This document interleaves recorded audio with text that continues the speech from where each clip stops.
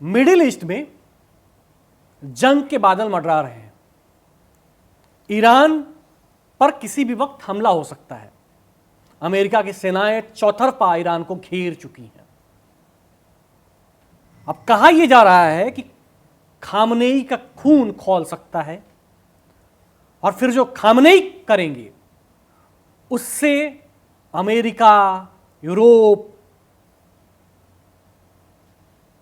बाकी middle east, इन सब में तबाही आ जाएगी। कहा यह जा रहा है कि खामनेई की जो मिलिशिया है, खामनेई की एक आर्मी है जो हर तरफ तबाही ला देगी। कहा यह भी जा रहा है कि खामनेई जो है कुछ भयानक सोच रहे हैं, कुछ बहुत बड़ा सोच रहे हैं। ट्रंप जिस तरह से धमकी दे रहे हैं, ट्रंप बार बार कह रहे हैं कि अब हमला कि तब हमला। इन्हीं सब मुद्दों पे आज हम बात करेंगे। हमारे साथी दीपांशु भी हैं।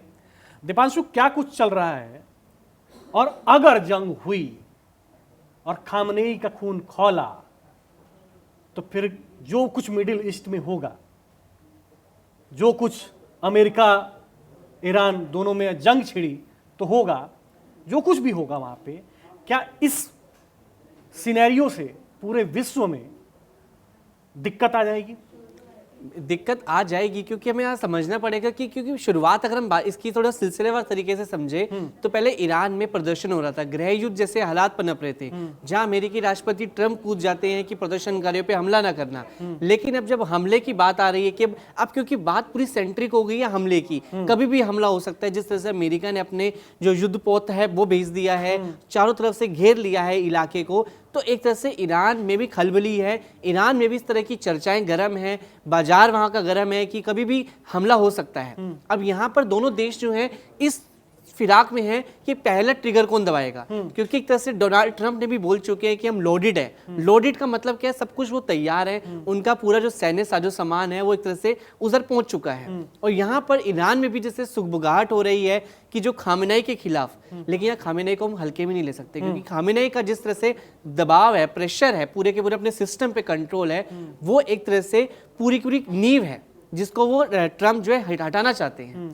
तो यहाँ पे जो हालात हैं वो सिर्फ ईरान सेंट्रिक नहीं रहेंगे, तो मतलब जंग सिर्फ बारूद और इन्हीं सब चीजों से नहीं लड़ी जाएगी। मैं बता दूं आप लोगों को कि ईरान की साइबर आर्मी जो है दुनिया की सबसे खतरनाक हैकिंग फोर्स में से एक मानी जाती है।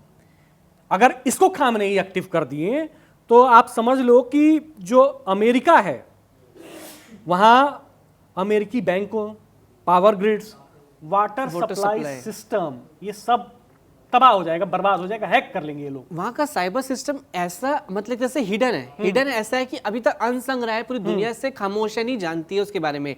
लेकिन ईरान ने जिस तरह से अपनी रिवोल्यूशनरी क्रांति के बाद से, जब इस्लामिक क्रांति उसके बाद से जिस तरह से छुप छुपीते अपने आप को मजबूत किया, डेवलप किया है, वो डेवलपमेंट ही अब पूरी दुनिया जो है देख रही है। जिस तरह से हम बात करते हैं स्वाम अटैक की, जिस तरह से जिनके वो जो छोटे छोटे ड्रोन हैं जो रडार सिस्टम को चकमा देके इजराइल को इतना नुकसान पहुंचा चुके हैं, ये बात अमेरिका भी जानता है, डोनाल्ड ट्रंप भी जानते हैं कि ईरान को अब हम हल्के नहीं ले सकते।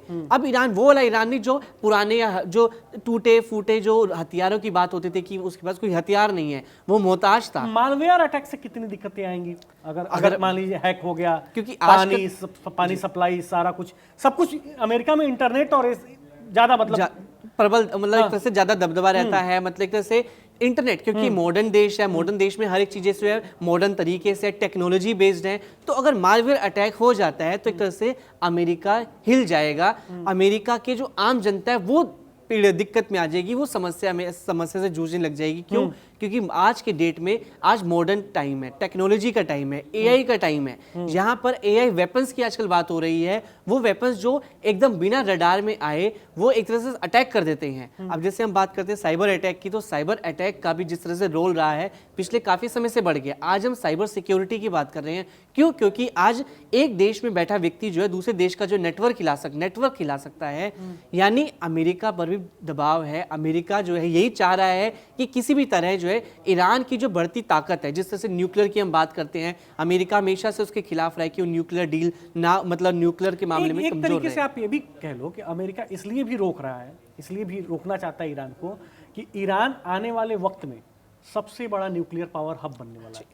और ऐसा न्यूक्लियर पावर हब जो अभी तक किसी को जानता नहीं, उसकी ताकत नहीं जानते हैं, क्योंकि ईरान जिस तरह से अपना परमाणु संवर्धन कर रहे हैं वो एक इतने बड़े पैमाने पर कर, इतने वास्ट तरीके से कर रहे हैं, जहां उसको नॉर्थ कोरिया का सपोर्ट मिल रहा है, चाइना का सपोर्ट मिल रहा है, उन दो वैसे ही ताकतवर देशों के सपोर्ट मिल रहा है, जिस वजह से ईरान जो है न्यूक्लियर के मामले में कि कोई जानता नहीं है। तभी यही वजह है कि अमेरिका अपनी कई रिपोर्ट्स जारी करता है कि आज ईरान में जल्द से जल्द कभी भी जो है परमाणु हथियार सक्षम बन सकता है। तो हमें समझना पड़ेगा कि ईरान जो है अब वो ईरान नहीं रहा है, अब ईरान बदल चुका है। वहाँ की आर्मी हम देख लेते हैं, IRGC की अगर हम बात कर लें, जो एक तरह से उस पर कई देशों ने बैन कर रखा है, यानी 34 देशों ने बैन कर रखा है, यानी ईरान भी एकदम अलर्ट मोड में है। और वो संगठन ऐसी संगठन है, वो ऐसा संगठन है कि बिल्कुल कट्टर विचारधारा वाला, इस्लामिक विचारधारा को आगे बढ़ाना है, उसको मतलब फैलाना है। और उसके लिए वो मार काट भी कर सकते हैं, आम लोगों के दिमाग में कट्टर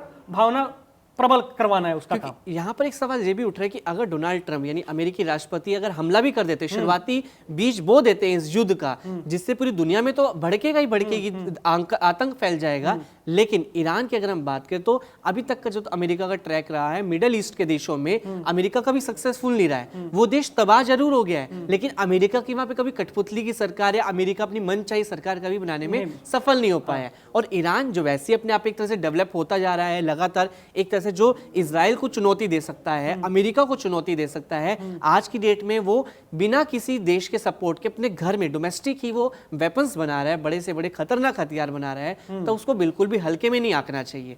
और यहाँ हल्के में नहीं आंकना चाहिए, ये चीज डोनाल्ड ट्रंप भी जानते हैं। वो इस वजह से गीदड़ बपकी कह सकते हैं, या फिर तरह से जो दावे कर रहे हैं, धमकियां दे रहे हैं कि वो खामेनेई थोड़ा शांत रहे ताकि वो अपनी मर्जी से कंट्रोल कर सके, लेकिन ऐसा होता दिख नहीं रहा है, क्योंकि जिस तरह से हम बात करें, खामेनेई का भी पूरा का पूरा कंट्रोल ईरान पर है। वो इतनी आसानी से जो 3 दशकों से अगर ईरान पे काबिज है, तो उनको बिल्कुल भी हल्के में नहीं लिया जा सकता है। यहाँ पे वेनेजुएला मॉडल की भी बात हो रही है, क्या वेनेजुएला मॉडल उठा के लाया जाए, वो भी ऐसा पॉसिबल होता नहीं दिख रहा, क्योंकि यहाँ पर अगर 1% अगर हम मान भी ले खामेनेई पर अटैक हो जाता है, उसको कंट्रोल भी कर लिया जाता है, लेकिन IRGC जो जिसकी भी आपने बात की, वो भी खूंखार है, उसको भी हम हल्के में नहीं ले सकते हैं। एक तरह से आर्मी रूल शुरू हो जाएगा, और वहां के लोग जो एक तरह से कट्टर है अपने धर्म को लेकर, अपने संप्रदाय को लेकर, वो भी ट्रंप के खिलाफ 9 करोड़ लोग हैं। अगर आप रजिस्टर्ड आर्मी, रजिस्टर्ड नहीं है, रजिस्टर्ड जो है 1.5 लाख के हैं, जो सेना मतलब आर्मी टाइप के हैं, और बाकी 9 लाख वॉलंटियर्स हैं, मतलब 9 करोड़ उनके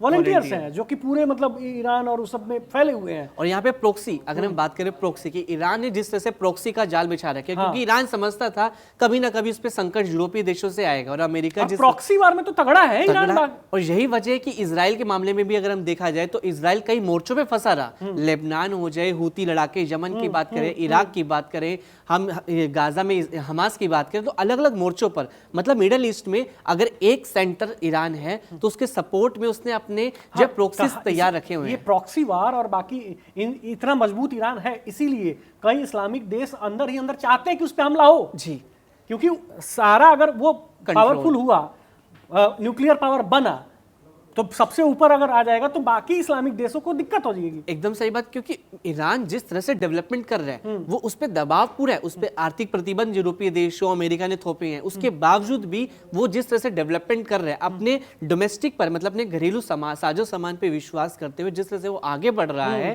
वो सारा संकेत, साफ संकेत जाता है कि जो आसपास के उसके पड़ोसी देश जो दुश्मन है, जो एक तरह से अमेरिका सपोर्टिव है, जिससे हम बातें कतर की कर लें या जॉर्डन की बात कर लें, लेकिन वो भी चाहते हैं कि ईरान पर हमला जरूर हो, क्योंकि उनको भी पता है कि ईरान जिस तरह से ताकतवर हो रहा है, उभर रहा है, अमेरिका जैसे देशों को चुनौती दे रहा है, तो कल उन पे भी कभी भी हमला हो सकता है। बिल्कुल बिल्कुल, सबसे पहले तो अगल बगल में ही करेगा, अगल बगल में ही होगा। तो ये है, ये मतलब साफ है कि आप जो खामनेई हैं उनको मादुरो समझने की गलती तो ट्रंप बिल्कुल ना करें, क्योंकि अगर खून खौल गया खामनेई का, तो उसका परिणाम, जिस तरह से ट्रंप एग्रेसिव हैं, अगर खामनेई भी एग्रेसिव हो गए, खामनेई भी मोर्चा खोल दिए, लड़ाई लड़ने को उतारू हो गए, तो सिर्फ बारूदों से लड़ाई नहीं लड़ेंगे, बाकी चीजों से भी लड़ाइयां लड़ी जाती हैं। स्पेस वॉर, बाकी आप साइबर साइबर वॉर, ये सब भी हो सकता है। इसीलिए कहना ये है कि खामनेई का खून न खोले तो ज्यादा ही अच्छा रहेगा बाकी खाड़ी देशों के लिए और बाकी मिडिल ईस्ट के लिए। यही आज का मुद्दा था। बाकी वर्ल्ड वॉरियर को प्यार दीजिए, कड़क को सब्सक्राइब कर लीजिए। धन्यवाद।